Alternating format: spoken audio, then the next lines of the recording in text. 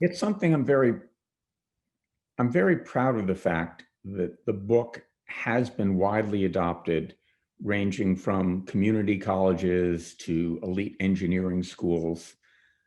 And it was something I wanted from the beginning, that I don't want this to be computer science shouldn't belong to a small elite class.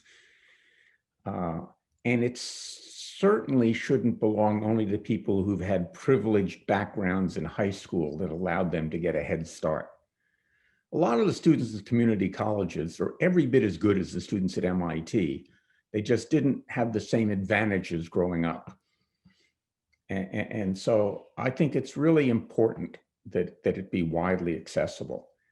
And I get a surprisingly large number of emails from middle school students and parents of middle school students saying, you know, we were trapped at home during the pandemic, and I gave the book to my 12-year-old who really had fun.